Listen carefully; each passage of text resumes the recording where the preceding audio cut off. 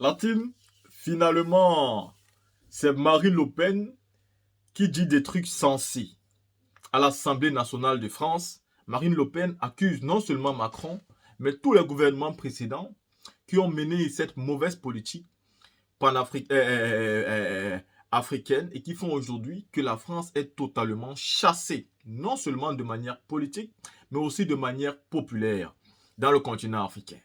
Aujourd'hui, Marine Le Pen essaie de s'expliquer à l'Assemblée nationale et je pense elle veut aussi lancer un message aux Africains. Vous savez, il faut reconnaître que pour gagner aussi l'élection aujourd'hui en France, vous avez besoin du soutien des Africains. Et surtout, c'est souvent un soutien financier que nous, le peuple, nous ne savons même pas. C'est quand le président Kadhafi est décédé qu'on a su qu'il avait financé la campagne de M. Sarkozy. Est-ce que vous pouvez donc savoir combien Alassane Ouattara donne à Macron pour ses campagnes? Combien beaucoup de dirigeants africains donnent au président qui gagne les élections? Et combien les soutiens des Africains qui ont la nationalité française participent aux élections? Et donc, je pense que Marine Le Pen, au lieu de continuer à attaquer de manière violente les Africains, a compris qu'elle doit s'en servir de manière positive pour gagner ses futures élections. Voilà pourquoi je ne sais même pas si elle est sincère dans sa démarche ou si elle fait ça de manière stratégique. Parce que reconnaissons que depuis l'échec, depuis la dernière échec de Marine Le Pen à l'élection présidentielle, elle a changé son discours et elle est de plus en plus souple. Je ne dis pas que elle ne continue pas à dire qu'il faut rapatrier les immigrés, mais je suis en train de dire qu'elle est en train d'être plus souple quand elle parle maintenant des Africains. Elle parle maintenant en tournant sa langue 3 fois, elle dit ce qui est censé, et ça nous permet de comprendre que la dame s'est remise en question et elle a compris qu'elle doit changer sa politique vis-à-vis des Africains parce que ce n'est pas eux le principal problème, mais c'est vrai qu'ils sont aussi le problème de leur problème. Il faut reconnaître que Marine Le Pen n'a pas tort quand elle dit que les Africains qui prennent la route pour aller en Europe sont aussi des premières mains valides, des premiers bras valides de l'Afrique. Ce sont donc des enfants qui peuvent être rentables pour leur pays. C'est parce qu'ils sont des battants qui se cherchent d'abord à aller voir ailleurs. Donc il faut tout simplement que la politique française vise d'abord à faire à ce qu'il y ait un véritable développement en Afrique. Comme ça, tous ces enfants ne quitteront plus l'Afrique pour partir en Europe. Et donc ne vont plus partir troubler la tranquillité des Français. Et eux aussi auront tout dans leur continent. Et donc, on pourra maintenant avoir des rapports équitables. Parce que ça ne sert à rien de garder quelqu'un dans la pauvreté et de dire que tu veux faire des rapports égaux avec la personne. Et pourtant, on sait très bien qu'un ventre à famille n'a point d'oreille. Et donc aujourd'hui, Marine Le Pen vient lui dire, mais malheureusement pour elle, il est un peu trop tard parce que tout a changé, les dirigeants ont changé, la politique a changé, il y a de nouveaux partenaires. Marine Le Pen, il faut même regarder. Poutine est arrivé avec Wagner au Mali et en un laps de temps, le terrorisme est en train de finir. Kidal a été récupéré. Vous-même, hein, Marine Le Pen, est-ce que vous pensez aujourd'hui qu'on peut encore faire machine arrière? Si pendant 10 ans, la France n'a pas pu éradiquer les terroristes à Kidal et qu'en un laps de temps, Wagner et les FAMA ont pu se mettre ensemble pour faire partie des terroristes, est-ce qu'aujourd'hui, si c'était vous, vous pouvez encore conseiller à quelqu'un de chercher même encore à faire affaire avec le gouvernement français qui n'a pas pu être capable et à mesure d'éradiquer les terroristes à Kidal? S'ils étaient vraiment là-bas pour ça, je pense qu'ils l'auraient fait parce que la France a tous les moyens en jeu pour en finir avec. Mais je pense que c'était là pour autre chose. Ceci étant dit, la team, je vous laisse écouter Marine Le Pen, pour moi, qui a très bien parlé. Elle a très bien regardé Emmanuel Macron. Écoutons ensemble. De retrait clairement définie. J'entends aussi que cessent les incohérences diplomatiques qui alimentent l'incompréhension des populations africaines à notre égard. La France ne peut pas à la fois accepter la situation institutionnelle créée au Tchad après la mort du président Idriss Déby, tout en condamnant le Mali d'Assimi Goïta, en reconnaissant la junte du colonel Damiba au Burkina Faso, en envisageant de faire la guerre au régime nigérien via la CEDEAO et en donnant son feu vert au coup d'État mené au Gabon par le général Brice Oligui Nguema.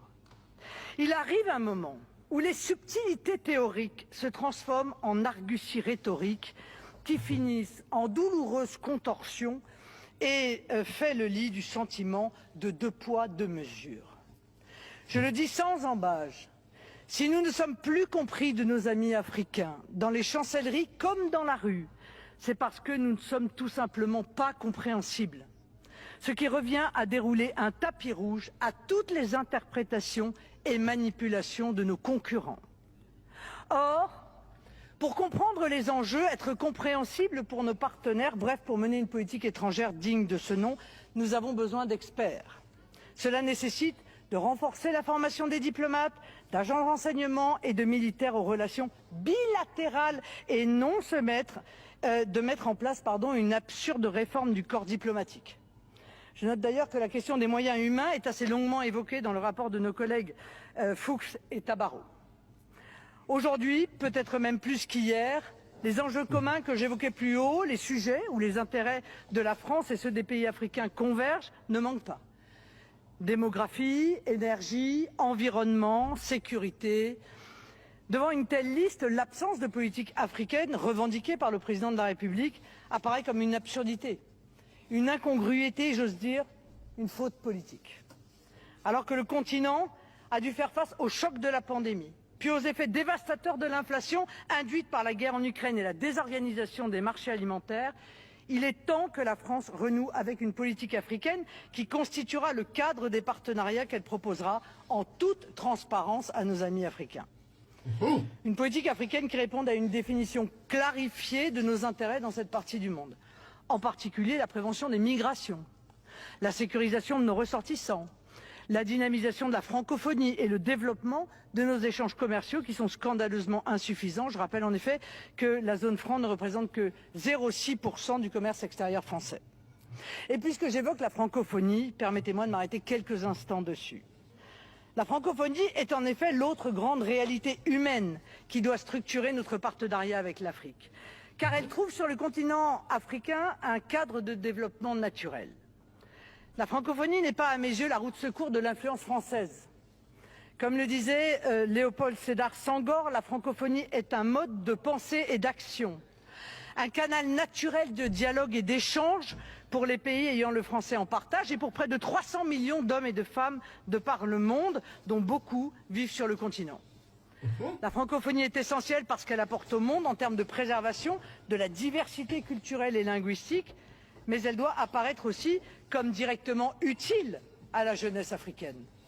Au-delà de la langue, qui doit bien sûr servir à promouvoir les coopérations éducatives, scientifiques, universitaires, techniques, la francophonie devra être la base du développement d'une véritable union francophone, dont j'ai d'ailleurs eu l'occasion de présenter les grandes lignes durant la campagne présidentielle, avec notamment un volet économique et financier comportant la création d'une banque de développement de la francophonie, à laquelle serait adjointe une agence francophone de promotion de l'industrialisation en Afrique. Cette agence pourrait notamment relancer l'initiative portée il y a quelques années par Jean-Louis Borloo d'électrification de l'Afrique. À plus court terme, je suis convaincu qu'il faut dépasser la notion d'aide publique au développement, qui est une notion étroitement budgétaire, pour redonner tout son lustre au concept de coopération. La coopération rénovée, c'est notamment la promotion des investissements pour aider l'Afrique à réussir son industrialisation et sa montée en gamme technologique et productive. Pour l'aider dans cette voie, il manque aujourd'hui à la France un ministère de la coopération qui assure la tutelle effective de l'Agence française de développement et qui donnerait des impulsions conformes à une loi d'orientation de 5 ans qui devrait être votée après un large débat. Cette loi devrait notamment avoir pour objectif de donner un avenir à la jeunesse africaine sur le sol africain. Que les choses soient claires, l'avenir de la jeunesse africaine ne peut et ne doit pas être la migration. Il est urgent de mettre un terme à la situation mortifère que nous constatons depuis des années. Sur ce point, je reprends avec constance les mots que j'adressais aux Africains à N'Djamena en 2017. Ceux qui partent sont souvent dynamiques et audacieux. C'est la sève vitale de vos peuples qui s'échappe, alors que vous avez tant besoin d'eux pour relever les innombrables défis de l'avenir.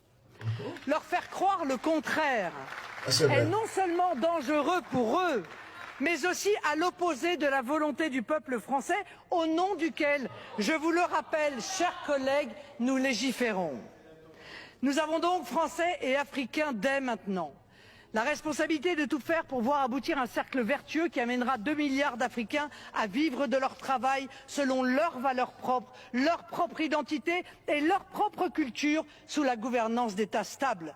C'est l'intérêt de la France, c'est l'intérêt des pays africains et c'est plus largement une nécessité pour la stabilité du monde.